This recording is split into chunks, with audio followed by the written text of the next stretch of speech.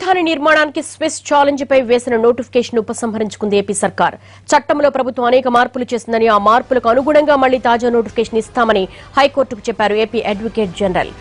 అప్పుడు ఎవరైనా దరఖాస్తు చేసుకోవచ్చని వివరించారు. దాంతో స్విస్ ఛాలెంజ్ పై దాఖలైన కేసును కొట్టేసింది కోర్టు.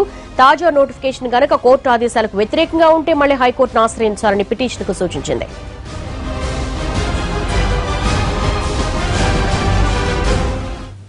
స్విస్ ఛాలెంజ్ పై హైకోర్టులో ఏపీ ఎలాంటి వాదనలు వినిపించింది? దీనిపై పిటిషనర్ వాదనేంటి? ఏపీ ప్రభుత్వం స్విస్ ఛాలెంజ్ నోటిఫికేషన్ ఉపసంహరణపై పూర్తి సమాచారాన్ని మా ప్రతినిధి కమల్ అందిస్తారు. స్విస్ ఛాలెంజ్ విధానంలో ఆంధ్రప్రదేశ్ ప్రభుత్వం తీసుకున్నటువంటి నిర్ణయం స్వదేశీ కంపెనీలకు అనుకూలంగా లేదు అంటూ గతంలో ఆదిత్య, ఎన్విఎన్ కంపెనీలు హైకోర్టు సింగిల్ బెంచ్ను ఆశ్రయించాయి. వాదనలు విన్నటువంటి హైకోర్టు సింగిల్ బెంచ్ గతంలో స్టే మంజూరు చేసింది. దాని తర్వాత ఆంధ్రప్రదేశ్ రాష్ట్ర ప్రభుత్వం డివిజన్ బెంచ్ను ఆశ్రయించి తన వాదనలు వినిపించింది. ఇప్పుడు ఈరోజు కీలకమైనటువంటి నిర్ణయం తీసుకుంది ఆంధ్రప్రదేశ్ ప్రభుత్వం. స్విస్ ఛాలెంజ్ విధానంలో గతంలో తీసుకున్నటువంటి నిర్ణయాలు కాకుండా వాటి నిర్ణయాలను అన్నిటినీ కూడా సరిచేశామంటూ కూడా అనేక కీలక నిర్ణయాల్లో మార్పులు తీసుకొచ్చామని చెప్పి ఆంధ్రప్రదేశ్ ప్రభుత్వం హైకోర్టుకు తెలియజేసింది.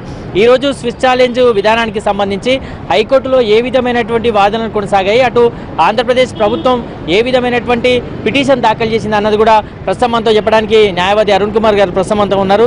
అరుణ్ కుమార్ గారు, చెప్పండి, మొదటి నుంచి కూడా ఆంధ్రప్రదేశ్ ప్రభుత్వం స్విచ్ ఛాలెంజ్ విధానాన్ని తెరపైకి తెచ్చిన తర్వాత కంపెనీలు సింగిల్ బెంచ్ను ఛాలెంజ్ చేశాయి. సింగిల్ బెంచ్లో ఏం జరిగింది, ఈరోజు డివిజన్ బెంచ్లో ఏం జరిగింది? ప్రపంచవ్యాప్తంగా అందరూ ఆసక్తిగా ఎదురు చూస్తున్నారు. దేశవ్యాప్తంగా ఎంతోమంది ఒక రాష్ట్ర ముఖ్య పట్టణ నిర్మాణం కొరకు జరుగుతున్న ప్రక్రియను చాలా దీక్షతో చూస్తున్న సందర్భంలో రాష్ట్ర ప్రభుత్వం కొన్ని కీలక నిర్ణయాలు ప్రకటించి స్విస్ ఛాలెంజ్ మెథడ్లో మేము ముఖ్య పట్టణ నిర్మాణానికి ముందుకు వెళ్తున్నామని చెప్పి కొన్ని నియమ నిబంధనలను కంపెనీలకు, ఇన్ఫ్రాస్ట్రక్చర్ కంపెనీలకు ఆహ్వానించడం జరిగింది.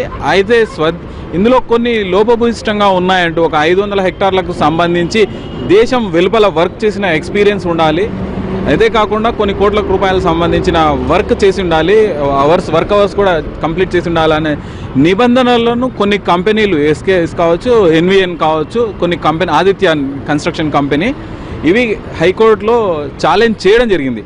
ఏవైతే నియమ నిబంధనలు ఉన్నాయో అవి స్వదేశీ కంపెనీలకు వ్యతిరేకంగా ఉన్నాయి, విదేశంలో ఖచ్చితంగా ఇంత వర్క్ చేసి ఉండాలన్న నిబంధన చాలా విచిత్రంగా ఉంది అంటూ కన్సార్టియంకి అనుకూలంగా రూపొందించారు అనే ఆరోపణలపై హైకోర్టులో కేసు వేయడం జరిగింది.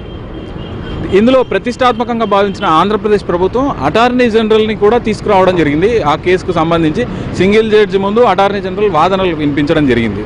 అయితే ఈ నిబంధనలకు సంబంధించి ఈ విచారణలో భాగంగా న్యాయమూర్తి కొన్ని కీలక ప్రశ్నలు లేవనెత్తడం జరిగింది, కొన్ని అనుమానాలను కూడా పేర్కొనడం జరిగింది. ఏదైతే రిటర్న్స్ ఇవ్వబోతున్నారో కన్స్ట్రక్షన్ కంపెనీ కన్స్ట్రక్షన్ కంప్లీట్ చేసిన తర్వాత రాష్ట్ర ప్రభుత్వానికి ఇవ్వబోయే రిటర్న్స్ ఏవైతే ఉన్నాయో అవి డిస్క్లోజ్ చేయాలనుకోకపోవడం, ఆ విషయానికి సంబంధించి కొన్ని అనుమానాలను రేకెత్తిస్తూ స్టే విధించడం జరిగింది.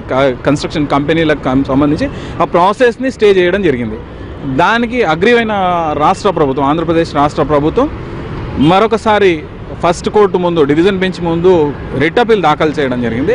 రిట్ అపీల్ సందర్భంగా కూడా తన వాదనలు వినిపిస్తున్న క్రమంలో ఆంధ్రప్రదేశ్ ప్రభుత్వం ప్రతిష్టాత్మకంగా భావించడంతో పాటు నిర్మాణం స్టే కావడం వల్ల వచ్చే ప్రమాదాన్ని, తర్వాత నిర్మాణం తద్వారా వచ్చే అవమానాలు, అనుమానాలు ఏవైతే ఉంటాయో వాటిని దూరం చేసుకోవాలని కావచ్చు ఒక పెద్ద నిర్ణయం ప్రకటించింది. పునఃసమీక్షించుకుంటామని చెప్పి కొన్ని నియమ నిబంధనలను మాడిఫై చేసుకుంటాం, ఆ విధంగా నోటిఫికేషన్ జారీ చేయదలుచుకున్నామని చెప్పి ఈరోజు కేసును విత్డ్రా చేసుకోవడం జరిగింది.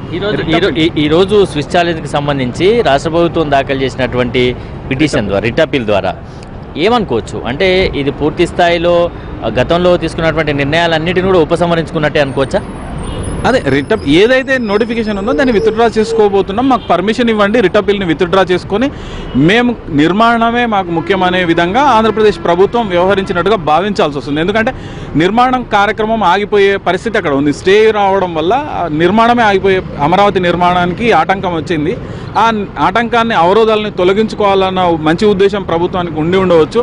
ఈ కోర్టులో వివాదం మరీ పొడిగింపబడితే ఆ నిర్మాణం అనేది కాలదోషం పడే అవకాశం ఉంది, వెనక్కి వెళ్ళే అవకాశం ఉన్నది. ఆంధ్రప్రదేశ్ ప్రభుత్వం ఈరోజు తీసుకున్నటువంటి నిర్ణయం పిటిషనర్ వాదనతో ఏకీభవించినట్లే అనుకోవచ్చా? నోటిఫికేషన్ ఛాలెంజ్ చేస్తే నోటిఫికేషన్ స్టే ఇవ్వడం వల్ల రెండు రకాలుగా భావించవచ్చు. నిర్మాణం ముందుకు పోవచ్చు, లేదు ఏదైతే కోర్టు సజెషన్ ఇచ్చిందో వాటిని శిరసా వహించే అవకాశాలు కూడా ప్రభుత్వం పరిశీలనలో తీసుకోవచ్చు.